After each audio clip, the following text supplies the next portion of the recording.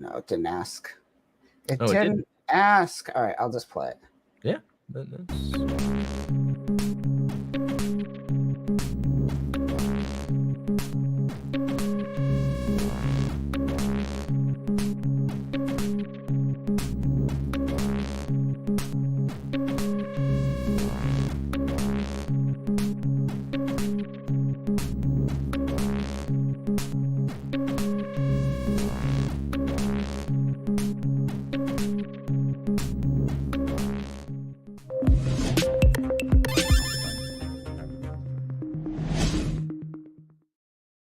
Cool. What is up, everyone? To the first, would you say this is the first? This is the first. We're going to call it real one. The first for now one. podcast. I got with me Steven and I got Adam. Guys, what is up? How's it going? Oh, nothing much. I bet there's a lot going on. Yeah, I think there's something happening, in the news. I've heard about it a little bit, but yeah, there's some news stories. Yeah. Oh, did you guys hear about that? So I was actually in a Gunpla competition this weekend. I didn't know that it had made national news. So I was. Yeah, exactly. You called it. You called it. We got a lot of good topics to talk about today. We got a little bit of news we're going to talk about. We're going to talk about anime. Let's talk about, I guess, why I'll just kind of bring us coming together. We're all Gundam podcasters and streamers and YouTubers here. Why don't you why don't we start with Steven? Explain what you do on your end, your channel. Sure, yes. So I am Stephen Bayless, also known abroad as Midnight Hatter. I host a weekly show on YouTube and Twitch where we talk about Gunpla and Gundam. And yeah, I mean, I guess the overarching tagline of what I do is inspire and empower. And I do that through toying around with model kits, doing a little bit of game dev, and letting Adam coach me through it the whole way. Nice. Adam, tell a little bit about yourself. Yeah, Steven mentioned we stream together on his show on Wednesdays. It's about Gundam gaming, bunch of other stuff. I also stream on my YouTube channel, Gundam Explained, on Thursdays with Steven, which you've been a guest on both of our shows. And also I have a video game YouTube, Blue Gamer, where I just talk about just random gaming stuff I get to every day and a little bit of the news. So, yeah. Sweet. Awesome. And I'm Kyle. I do Simply New Type and Free Speech Geek, formerly the One True Kyle when I used to do solo YouTube videos. But now I try to do a little more focused stuff and a lot of Gundam stuff like these two. But yeah, we're trying to branch out and do more stuff about culture. That's kind of what Free Speech Geek is about, kind of like the culture aspect of what people are doing. Sure, we could talk about Star Wars and Gundam all day, but we would rather see what how people are reacting, how people are responding more so than the chunk of the stuff. Not to say that we're not going to deep dive into our own nerddom while we are here, but that is kind of the crux at what we are trying to get at. Is that a good assessment, would you say, guys? Oh, yeah. Definitely. Yeah, nice, high-level analysis. And you typically see a lot of that, culture clash going on in the Gundam fandom, but you see it in all, geek realms. So it's fun to kind of break down the differences between said fandoms and communities. Yep. Yeah, absolutely. And that's the thing. In a world where, I think we talked about this last week, Adam, you can't watch everything, right? Yeah. So in a world where you can't watch everything, we are getting to this place where we're seeing kind of like these camps of what is good and what is not, kind of, which is interesting. Like I said, last week, there was a time where you could watch everything. And that's what a nerd was, or a fan, right? You watched everything. There's no judgment. You just watched everything, regardless, the trash, the good stuff. You can't do that anymore. You can't. And we're seeing, because almost like, most people who buy a console will fight. They'll die for that console. When in reality, if you were richer, you would buy both of them. Let's be real. And that's kind of what people are at. And it's not money in this case. When it comes to console, you're spending with your money. Here, it's your time. You're investing your time, and you're willing to kind of dedicate your fandom to that time. So it's interesting watching that kind of divide happen. Yeah, even as I've been getting older, I've realized I really need to focus on what I want to spend my time on, what new fandoms I want to get into, what I don't need to spend as much time in. And I think it's kind of hard sometimes for people to understand that. So sometimes it's like they'll just be protective of something because they got into it already. Yeah. You know, but I think as I've aged, I realized, do I really like this? Should I spend my time with it? You kind of trying to figure that out internally instead of looking online to see if I should. Exactly. Yeah. But it's hard because it's like, how do you process whether or not you should put the time into something unless you are getting that information from other fans? And then, of course, everything you get is filtered through the lens of somebody who may have their own tastes. Yeah. Like so, yeah, discretionary attention spans are a real thing. Yeah. But then, like, in regards to that, that is like probably like in terms of fandom, that's how you want to approach it. But there's such a high potential for getting yourself in a feedback loop when you go that way. That's right. You're just in a bubble, and you're kind of just insulated in your own world, and that's another danger that I see a lot, not just with fandoms, but just everything in general these days. Is that people are very insular about a particular thing because of how they approach that fandom, and because of that, they kind of project that onto other people. And an example of this would be everyone's a fan. Anyone could be a fan. The person who spends 12 hours a day outside of work is a fan just the same as the person who casually watches Star Wars, right?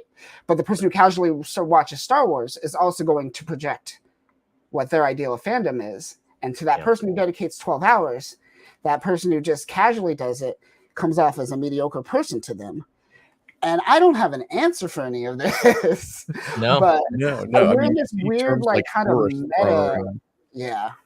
Which is, yeah, it's so dismissive. It doesn't really like, and that's what I'm saying is like we get to a point where I know as I've gotten older, as I've matured, to where I can try to figure that out and distill that to what it is. What is it about this thing that I really, really like, and there's something I came across, I always think about this.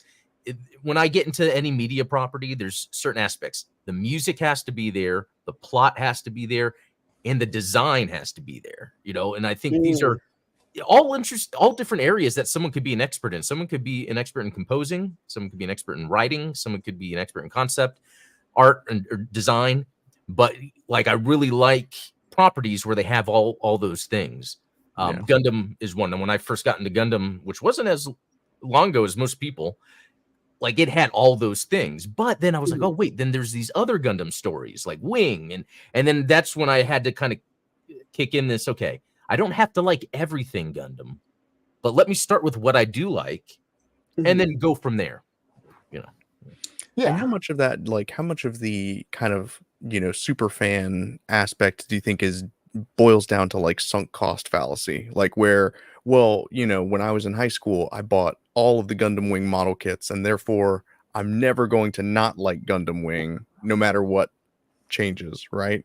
Like some people I think get too in. Is it possible? I don't know. Maybe it's like I started saying it, but then I realized it's more of a question. Is it possible to be too into something because you've just committed to it for so long?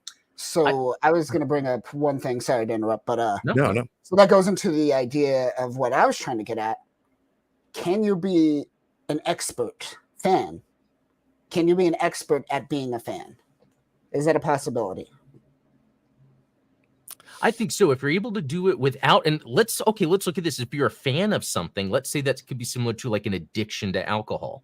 You were talking about like the time spent on something, I think you can be a fan, an expert fan, if you're going at it in a way where you're not letting the downfalls of it being, if you're to look at it as an addiction, like Gundam, am I addicted to it? Does me knowing all the knowledge and that, and as long as it doesn't affect anyone in a negative way, the same way that you would be discussing it online with people, right? As long as you're not gatekeeping being an elitist and knowing everything. It's hard to come across that. Like Lord Talos Mobius, a friend of the Gundam Explain channel, he's someone that I would consider an expert fan.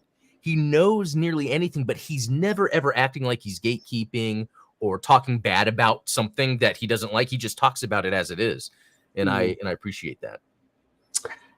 But that's a problem in a modern society. We see it with real experts, scientists. They're experts. They know what they're doing. People still aren't listening to them. That's a good point. I kind of see where you're getting at with this, because someone might be known as an expert, but when you go and listen to them, are they really providing that information and or guidance?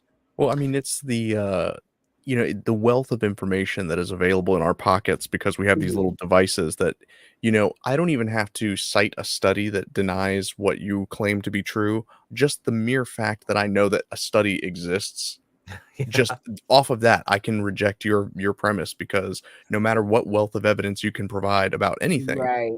I can always find, and you find that in nerd culture too, where it's like, everyone's going to say, oh well, the Sith, there's the rule of two, there's this, like that, and it's like, well, in this one obscure comic book from 1994, like there's actually 3 Sith that are part of a covenant, and it's like, okay, so just the idea that we live in an age where we are kind of on information overload, and it kind of goes back to what you were saying, Kyle, where it's like, we have a limited attention span, we have limited time in the day. And so how can we possibly become the educated superfan without some form of gatekeeping, or not necessarily, well, I guess I would redefine it as like a walling off of certain content. Like, here's where we draw the line between what's canon and what's not. And you see that in the Gundam fandom a ton, because it's like, oh, well, Turn A isn't technically canon because it's not actually in UC, and Thunderbolt is like alt UC, so it's not really canon, but it's like, according to Sunrise, all of it's canon. So it's kind of like, well, yeah, your arbitrary line in the sand that you've drawn about what is acceptable and what's not doesn't matter to A, the people that work at Sunrise, and B, the next guy online that happens to enjoy Thunderbolt or the Origin.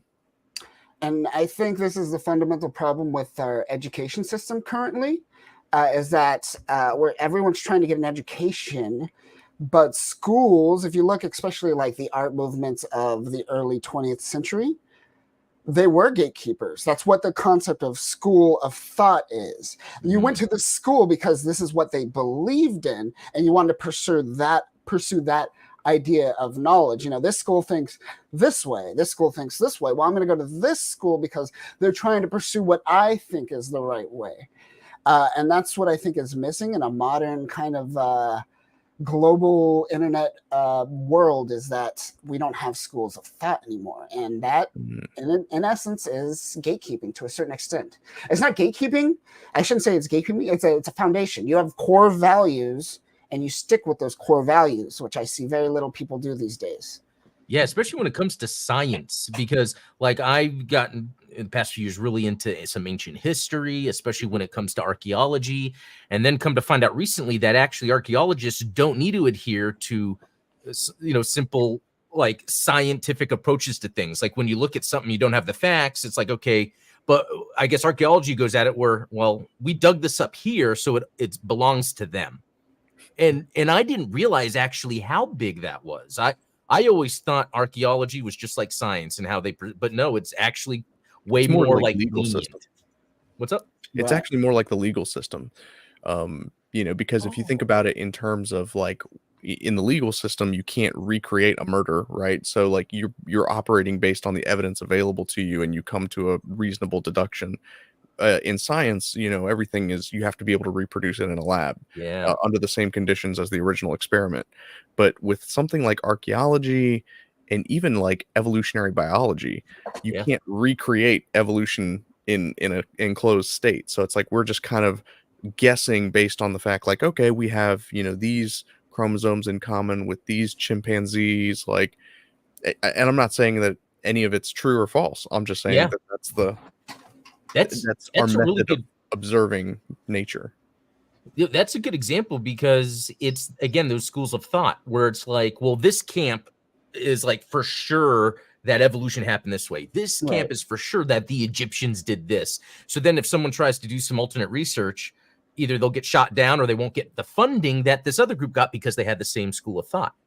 So yeah, Well, that's and that very goes interesting. back to what you were saying, Kyle, is like people Yeah. don't necessarily live on principles anymore. They treat everything like team sports. And it's just we just want to win. It's like Exactly. Yeah. and that's what that's the crux of like Disney Star Wars, right? It's like Well, either yeah, I'm glad you're you brought it back to that, because let's take that same idea and apply it to producers, right? Mhm. Producers and especially executives, right? There was a point where what you did is it's like a business. A filmmaker comes in and pitches you an idea, and you buy into that idea. So, like back in the day, an executive bought in to, Godfather. A lot of people didn't believe in it, but one executive said, no, we're going to follow this filmmaker's kind of ideas, his thoughts. We're going to let him do his thing. And I, as the executive, am going to put my faith into them. Things are way too data driven these days, and that's kind of an issue, especially when it comes to art. What this is all, I don't know what it is anymore. It's like it's we design driven entertainment. we as human beings we tend to optimize the fun out of things, and we tend to optimize the good out of things. And I Mhm. see this a lot because I do a lot in like the sort of tabletop gaming space, and you'll see power gamers that will play D&D and stuff like that, and they will literally make characters so OP that they cannot be beat, and they're literally optimizing the fun out of the game for themselves. And you see it in video gaming too, like people that will like that. I think the biggest example most recently was Armored Core 6, right? Everyone was Oh, like coming up with the optimized build so that it's like, oh yeah, I can just cheese any level because yeah. so you can really destroy Yeah. the soul of something if you try to like you said, Yeah. make it The data soul. driven. I like that. The essence. You can't really measure the essence or the feeling of a concept that a director's coming up with. But what will Mhm. happen is, as it's in production, the studio will be like, well, you know what? This idea I think makes money. So can you change that? And then the creator would be like, well, this is part of the essence. But there's no way the creator could even measure that to then come back to the production and say, look, this is why we need to keep this. So if something's measurable, like making money, that's going to be easier for producers to step in and step all over the art, which Yeah. is unfortunate. It's kind of like, I've been revisiting Batman a lot lately and looking at the Tim Right. Burton Batman versus like Batman and Robin, which I tried to give that another chance. And oh my Hey, God, come on, it was good. I actually halfway through, I stopped. Batman and Just, Robin, I will defend. Batman Forever, I cannot. so why would you defend Batman and Robin over Forever? I'm curious.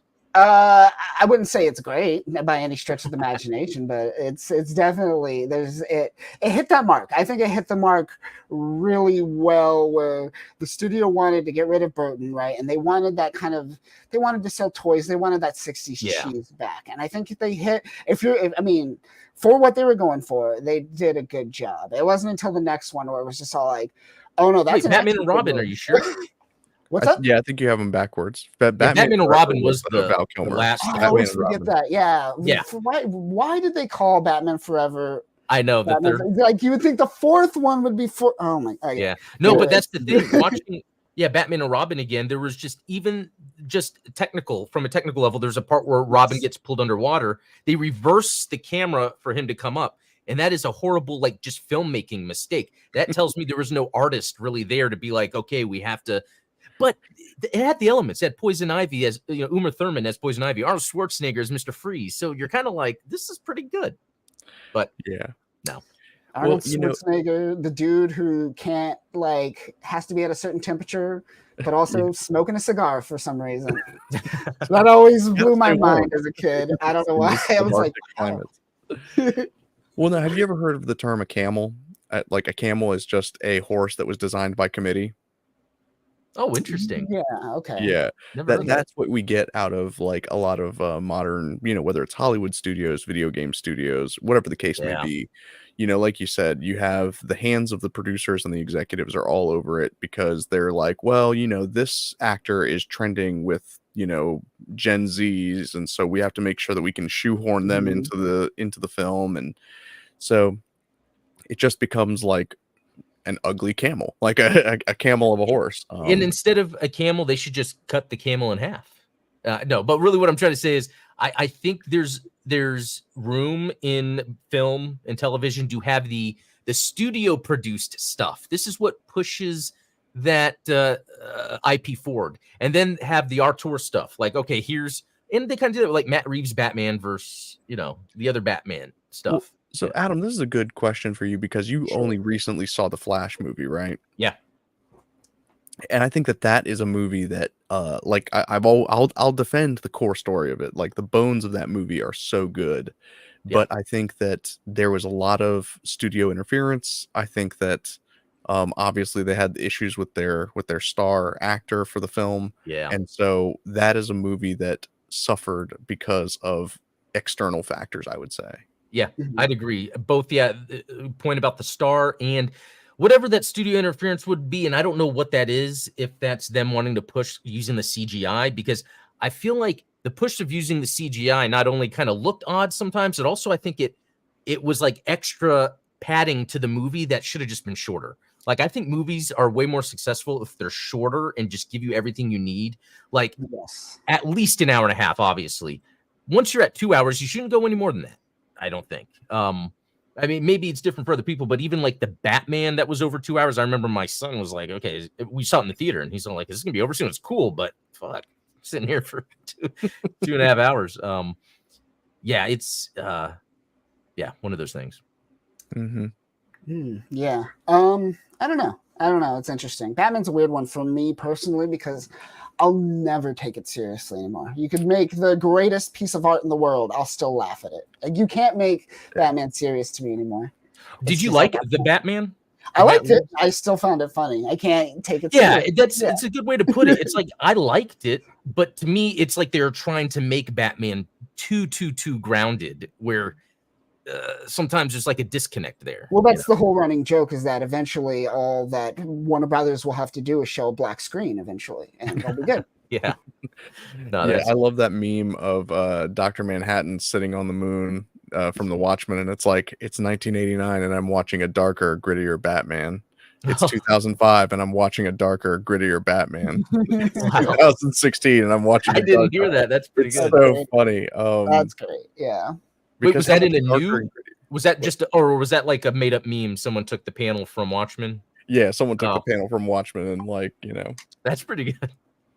But I would say there's a difference between the Dark Knight Batman and the Batman. The Dark Knight to me was like them taking the old 60s one with the plot and everything and being like, okay, what if this looked real?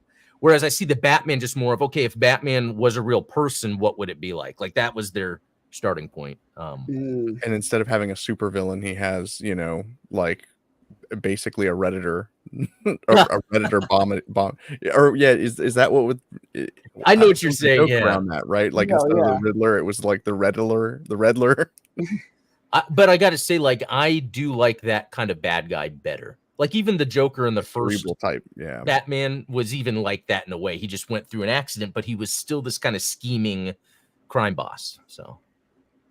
True. But hey, I don't want to make this all about Batman. That's been my life lately. I've been so getting back into Batman. So you guys want to go over a little bit of news that happened over the week? Let's go over a little bit of news that happened this week. So first is up. I'm not the biggest fan, but I was in love with a 1994 film called Mallrats. Oh yeah. And boy, did I love this scene with Shannon Doherty. And we recently just lost her. She's been battling cancer for about 10 years, I think. I remember hearing about it like 10 years ago. And I was like, oh, wow. But yeah, unfortunate. I wouldn't say I was the biggest fan, but yeah, this scene, I still love this scene with Mallrats, which is like the motivating factor for this loser to actually make shit happen. And this was my movie in high school. This was... I loved it, and that's all I really knew her from. I never watched her other stuff, like 90210 or And even I was dating this girl in high school, and I showed her the movie, and then she complained to a mutual of ours that I was making her watch some 70s movie, It's like, what? Whoa. I guess because of the style Kevin Smith is going for, and it's very Yeah. dialogue heavy and all that. But I love that movie. The soundtrack. It's Oh, it's good. so good, and one of the best Stan Lee cameos of his entire. Still, yep. Yeah, Talking about The Rock's junk, man. It's great. I'm sure it's a phase. He'll grow out of it. But yeah, unfortunate. A lot of RIP. people from 90210 are working on doing a kind of reunion / tribute to her. So be on the lookout for that if you are a fan. Great. Let's move on to a little bit of we were talking about this earlier, BioShock news. You guys, have you guys played it? Yeah. I played it, and that's coming from someone who doesn't play too many games. That was right when I was getting out of games for the most part. But even then, I was just like, nope, I'm picking up BioShock. I don't care. Yeah. So we're getting our first look. That game are just so fantastic. It's great. It's great. I love the art. It's the art direction is just amazing, and the fact that each game is, I guess you could say the first two are kind of similar, but just that jump from BioShock to BioShock Infinite, Now, I know that you said like you can't take Batman seriously, and as much as I love BioShock, sometimes I can't take BioShock seriously because of like some of the splicers, like the things that they'll say. Okay. There was that one guy, and I always, this is the first one that comes to mind every time I think about that game, is the guy that's like, I'm lonely. I'm just so lonely. I remember that. He's like running at you, trying to kill you. Like, I'm just lonely. Line reads in that. Yeah. Oh man, what a blast that must have been to record the VO for that. That's good stuff. But yeah, I remember playing BioShock on a MacBook and being, because this was like the 2012 MacBooks when they just got the like Intel chips. Oh yeah. So I was like, you know what? I'm gonna make a MacBook gaming computer, and it ran BioShock. It was, I could cook an egg on it probably, but it ran it, and I was amazed by that. I was like, wow, Mac's doing stuff. And then that dude died, and then it went downhill. I don't know. That's my opinion. You're a Mac user, right, Steven? Yeah. I wasn't through college. It wasn't until like in grad school they forced us to use Macs. So I was like, well, I guess I'm bought in now. Yeah, that's it. Yeah, I tried. There was a time in the past I had an iPhone and I had a MacBook, but I think just my gaming and tech part of me just needed something I can tinker with. So Now, do you think you'll will you build a PC around playing BioShock 4? Oh, I already have. He already has. Yeah, I'm good to go. Does it have like some steampunk pipes and? Oh, that's a good idea. No, it just has the RGB lighting, so the kids are like, "Oh, look, some water cooling." Speaking of building a new computer, now this isn't just strictly to Warframe, although this article is reporting Warframe, but there has been a lot of issues with the 13900K and the 1400K Intel chip series that have been going out recently. I wonder if this is like one of maybe the later end of 13900Ks, because I bought a 13900K right when they came out, like a year and a half ago. Same here. Running smooth, perfectly fine. So here's, Steven, what were you gonna say? I was just gonna say I just see this as another win for console gamers, so I'll take it. No, it's interesting because I built I built my PC about 2 years ago. It was like a pre-built one, but I chose it, and it has that processor, that later, and that was an issue. And even the people I bought it from, when I was troubleshooting, couldn't figure out what it was. And what it is there's an automatic overclocking that happens. There's a specific name for it in the BIOS. I have to shut it off, because if you don't shut it off, it won't know, like the heat will go past what is possible. So when I got it, it kept shutting down, doing research. It's weird doing this research because, like you brought up, it's not really related to Warframe, but Warframe is a free-to-play game. So more likely you're going to get reports of something happening. And so I think it's kind of connecting. When the processor first came out, I don't think a lot of people bought it because it was so expensive and it was kind of even overkill. But there's really problems. Ever since I turned off that overclocker in the BIOS, my PC's been perfectly fine. So yeah, it's a real thing with these Intel chips for sure. Yeah. Yeah, I think the biggest problem with starting with the 13900K is that they're so power hungry. Yeah. I specifically did not get an NVIDIA, 4080, just because if I did, I would have to upgrade my power supply to a bigger power supply. They're just so power hungry these days. And so that's a thing that I always talk with my younger brother about. It's like these video cards come out and then they require more power, and then the power supplies are getting more expensive and bigger, and it's like there's going to be a point to when they're going to have to go through another technology, and that's actually happening now. I've been seeing lately where AMD is releasing these mini, they call it a mini PC because it looks small, but it's just as powerful. Like they're able to now get graphics that can be pushed, and I don't know if it's like it's more of like a GPU CPU combo thing going on. It's ARM processors. So what you got in the iPhone, Raspberry Pis, these are different processors that are running smaller, less power hungry chips. They're not necessarily as powerful. They are, some are, but they're just efficient. They're going to save us so much in electricity, and that's where it's at. And I think that's the technology the Switch 2 is going to be using.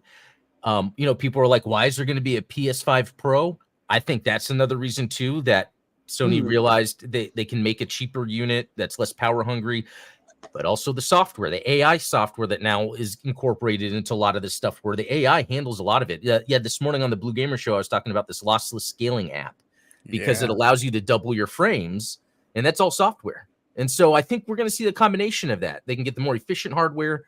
Software helps with that. And we'll get back down to smaller computers. Well, and Adam, you and I have this discussion when it comes to game development in general, because, and I think that it trickles down into hardware and software development, like across the board, is modern hardware and software developers. They are not efficient, like you download a game on your PS5 and it's like 85 gigabytes and then plus another like 29 gigabytes of updates and DLC. And it's like, man, you look at these guys that used to cram an entire video game onto a 64 megabyte cartridge for Nintendo, or the guys that compressed 2 physical discs of Resident Evil 2 into a 64 megabyte cartridge. Like, we used to work within these constraints, and we used to have like really innovative tech teams that would do what they could with what they had. And I think that we've been spoiled for so long that it's just like, well, why not crank the graphics and the frame rate up to 120 and like get 8K resolution? Like, why not? Yeah, they can just download all the assets. It's crazy. Yeah, I wonder. There was for a time, like not too long ago, like at the beginning of Fortnite, where everyone just started making low rendered, low shaders, just simple 3D assets. I guess that waxes and wanes as things go on. I guess a new Final Fantasy game came out and everyone's just like, graphics again. I don't know. Yeah. Whereas that new Avowed game coming out, that's a big deal, but it went back to cartoony graphics from its original release. Or showcase of it. So I think the idea of it going back and forth makes sense. Even on dev forums, it's interesting because like I'm a big fan of atlased textures, if only because like even if you have like one 8K texture, but it's atlased, so it's used across multiple different objects, you're getting much more efficient because obviously you only have to call one image.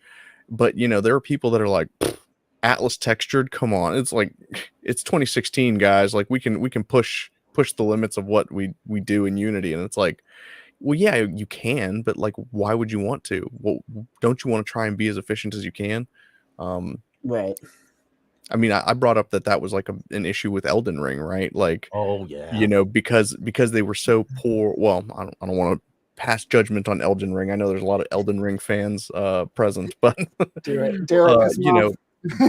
weren't culling or billboarding any of their assets when you have like these huge open world scenes, and so it's like and I think what's funny is for it to work on the Steam Deck, it had to be ported in a way, and what that entailed was the shader compilation happening before the game starts, so then there wasn't that issue that PC gamers have, which is very interesting. It's like, why don't they do that with the PC version, have the shader compilation like at the beginning? But I don't know. What if it's like, well, with Windows, it's just so much harder. We had to do this. So I don't know. Yeah. Could be. It could be just us growing up with a computer. So what is that? Where you like you desire the suffering because you suffered essentially. Like we struggled through it, so you want that. It could be that. I don't know. Or like the don't think so. slowdown that would happen in the first Sonic Sega Genesis game, but I thought that was just how the game had happened. Yeah. Right.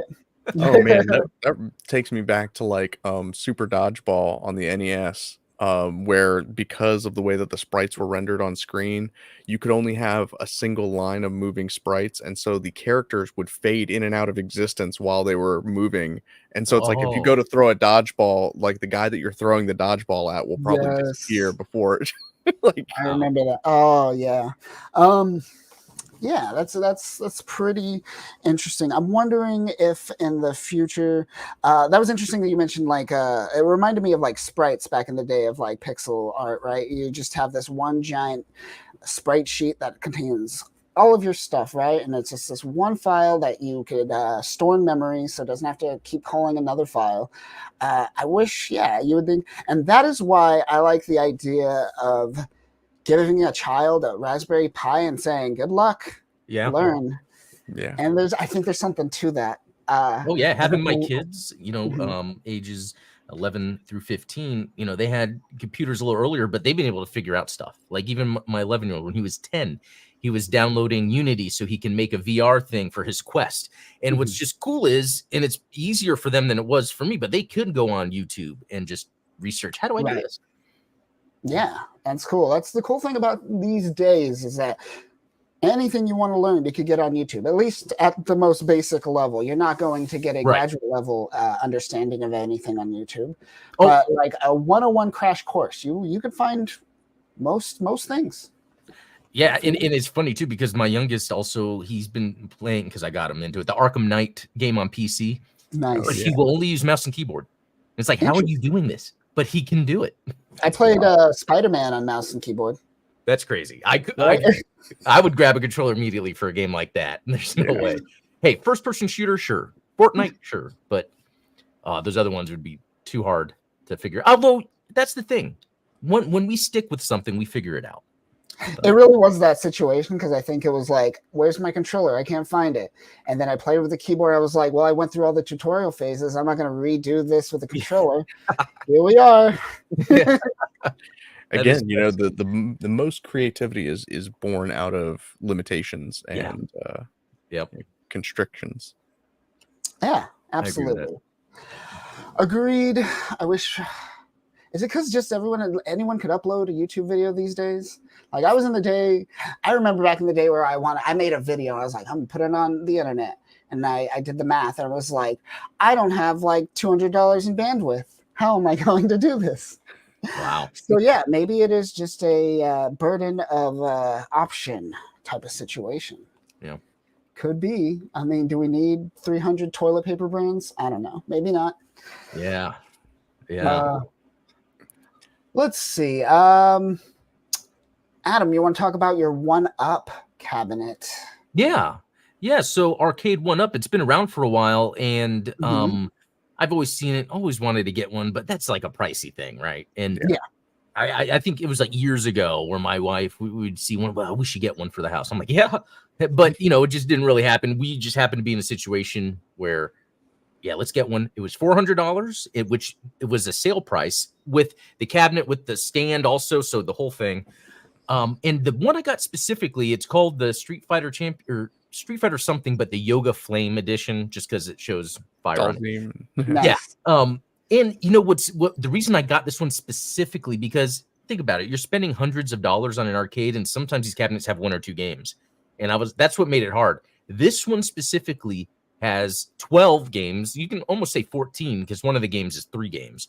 But yeah, it was great. So it has a mix of Street Fighter, it has Puzzle Fighter, it has side scroller, horizontal shmups, which I'm a fan of, and vertical shmup. And it has a bunch of beat 'em ups, even Armored Warriors, the one that was all the mechs. It has a sports game. It's awesome. It's like old school, like tennis, like Mario Tennis, virtual tennis, but also has basketball and soccer. So And it goes online, so I can go play online. I have played a lot of Street Fighter online, and I have not won once. People are just owning me, but it's fun. Like, it's fun to know I can go to my machine, go online, and just play with someone. And it's cool that these people are difficult because it's how I can like really train versus if I was just playing the computer. So it's just a neat experience overall. I recommend it. Now, have you had that experience with like, you know, your son being on it and then you like throw a quarter down and intimidate him to get off? Well, no, he wanted to play by himself to try to do it. But yeah, it was so hard because these are those games where if you're playing against other people, you have to know what you're doing, you know? Yeah. So it's that time. Okay, let's learn the moves. What are the moves? You know, it's really cool. There's old nice. I've always wanted to build my own cabinet just from scratch. Build the entire thing. Too. Load it up with emulators and and luckily, what's interesting about this, it's very easy to both hard mod or soft mod. So it's a matter of an SD card to do a soft mod, so you can still load into the Arcade 1-Up software or load into your own emulator, and it's Android. So I'm thinking of doing that. But there's also an easy way with $30 of parts on Amazon to then wire the LCD and the controls into a whole other device. And I was even thinking that maybe I'll take one of my retro handheld emulators that has a video out, use that. So I'm going to wait till I get bored of what's already there, and then I'll start modding it. Yeah.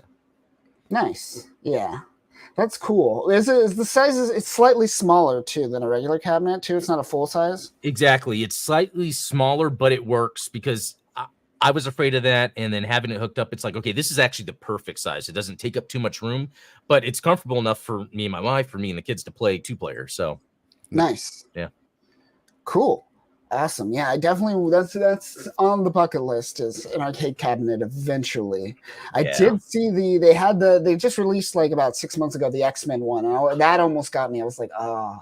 That was the first one I was gonna get, but it only has Marvel vs. Capcom, Marvel vs. Capcom 2, X-Men for Street Fighter. It's like all the X-Men fighting games, and that's cool, but that's very limited to compared to what you have. Like X-Men, the side scrollers, like what is it? Yes. They have that. They do have that. It's 4 players. Yes. Yeah. And that's another thing. I wanted to get that because it has 4, but it's only that game and maybe another game. But it's like, whereas when I mod this, I can add extra controllers and the game. So it's but it's for people that have the income and that's their hobby. I've seen rooms on YouTube where people just have their extra room just with all the arcade 1-Ups because they're not that expensive, really, if you think about what you're getting. So sure. Nice. Steven, you have any news to share with us this week? Any topics? Maybe you want to go over your Baowu at all, perhaps? Yeah. So this Saturday I entered my first model contest at like the local hobby town in my area, which is actually one of the Bandai flagship hobby stores. And so this wasn't just for Gunpla, it was for like all different categories of model building. There was like a sci-fi category, obviously like model aircraft, dioramas. I gotta tell you, some of those like World War II model builders, they blow Gunpla builders out of the water. Like they just, you know, you're talking about like decades of experience of, you know, and they're working with like the airplane glue and stuff like that. They're not just using snap together pieces like us scrubs. Yep. But yeah, that was a really fun experience. Quick. So was it a modeling contest, but not just Gundam? Yeah, not just Gundam. There was a Gundam category. That makes it even harder. Yeah.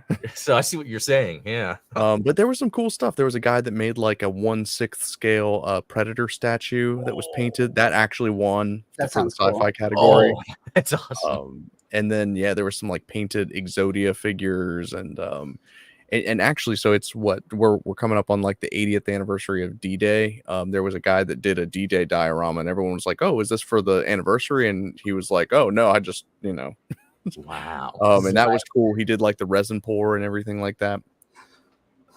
That's awesome. Cool. Yeah, I used to build. I used to be into it when I was like 10 years old. I got into. I got like an F-15 when I was younger, and I was like, "Oh, cool!" And then I built like an F-16, F-18. Then I built like at the time I think they had the Independence Day aliens that you can model. And it was I just made my wife watch Independence Day last night because why not? Nice. Why not? Excuse me. Sorry about that. Yeah, that movie is. It's not great, but I love that movie. I love it. Yeah, there's something about it. There's Pure the 90s cute, charm. the camp. There's a charm to it. The cast is perfect. I think it's a cast. Let's be real. Yeah. But yeah, that movie is not good if you just like look at it for what it is. And then you realize it's Roland Emmerich, and then you're like, oh yeah, it's Roland Emmerich. What has he made? And then you look at all those movies and you're like, yeah. That was the movie that kind of destroyed the image of Will Smith for me. You think so? Interesting. Because I knew him, for Fresh Prince, doing comedy. So when he was in this, and I was like, okay, this is going to be awesome. Aliens, fighter pilots. And he was too goofy.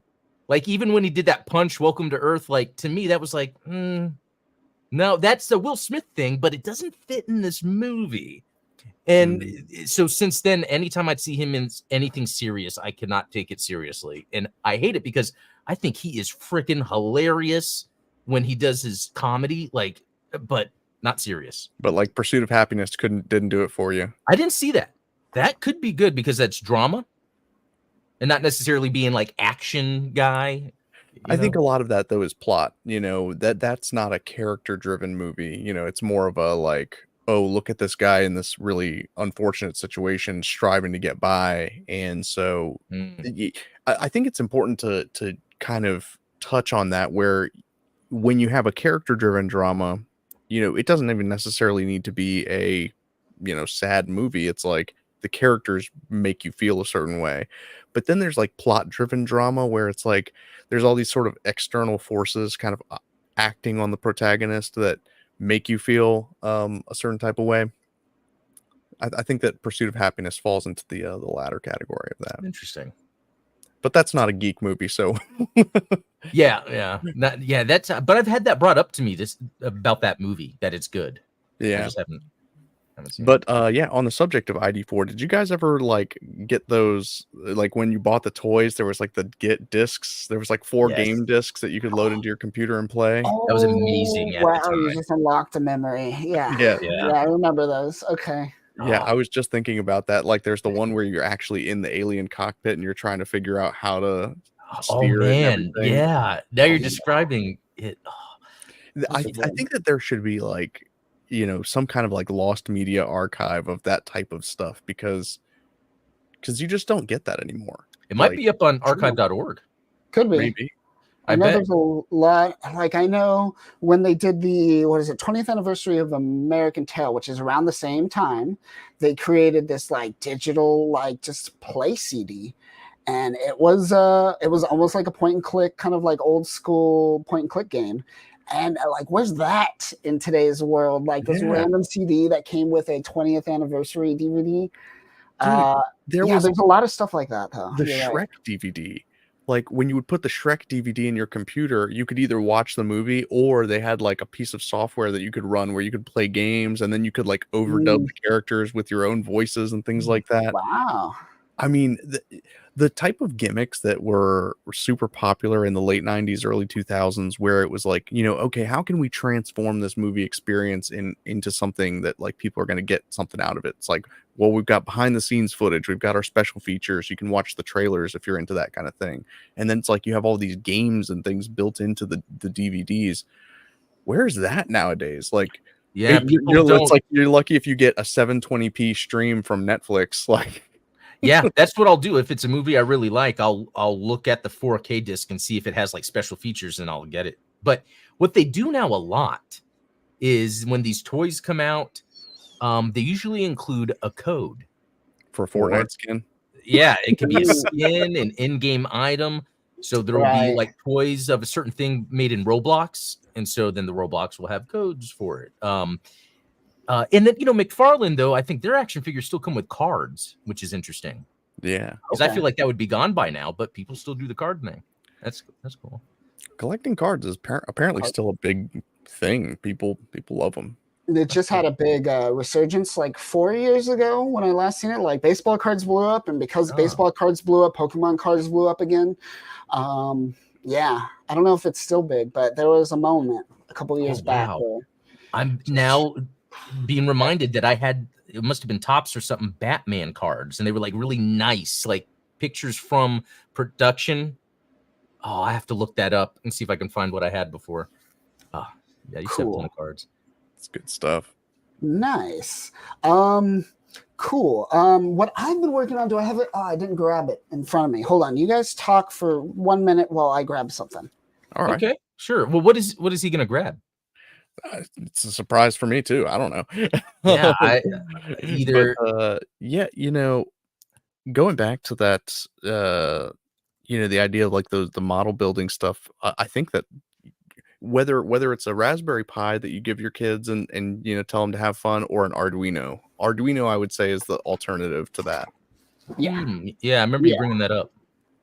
What's it's C, right? You program everything in C with Arduinos. Yeah, it's like Arduinos are, I would say, for more mechanical robotics type stuff, like that type of application. Raspberry Pis for more like software and IT type of things. Yeah. All right. So are you guys familiar with the Maker from the Marvel Universe? No. Maker, no. Let me see if I can pull up a photo while I talk about it. So the Maker is Reed Richards from the Ultimate Universe. In that universe, he is evil. And essentially he was a part of Secret Wars, all that jazz. Let me pull up my screen real quick. Just one. The Ultimates did have like some cool stuff going on for it. I will say that. So here he is, Reed Richards. He looks a lot like the Hickman version of Charles Xavier. But what he's doing here is he has a helmet that is, he's extending his brain. He's the smartest man and he ran out of room. So he had to stretch his brain and make it bigger. To make him smarter. He wants to be smarter. He's trying to roll the wheel. As it turns out, they don't make gas station pills for brains. If only. So I've been working on the prototype for a Maker mask. And I bring it up because it almost, as I'm building it, what does that look like to you? Looks like a Zakumano eye, doesn't it? Oh, yeah, it really does. Wow. Yeah. So I've been working on this over the past couple weeks. I actually started this almost like 2 years ago, and then I stopped. But so I'm gonna build it out from this side a little bit, so it'll be bigger, and it should be pretty cool. So that's one of the projects I'm currently working on, cosplay wise. But after seeing this, I'm all like, I could build a Zaku head now. Yeah, that's a great idea. And I think that we need to stuff some LEDs in there so that you have the glowing visor. Yes, exactly. I need to do that. I want to do that for my Xavier costume. I said I was going to put LEDs in it, and then I just never got to it. So that's something I'm going to definitely at least do on this build for sure. Hopefully. It's like that with a lot of my projects. Like I'm like, okay, I'm going to be doing this, and then I never do. Yeah. Cool. All right, let's wrap it up. Before we take off, though, I want to tease everyone. I'm going to show a minute clip of a video I said I was going to post a month ago. I haven't, but it will be posted soon. This is the X-Men finale party in LA. This is Bo DeMaio giving a little speech about X-Men. So let's take a look, shall we? First and foremost, none of us are here without Eric and Julia Lee Wong.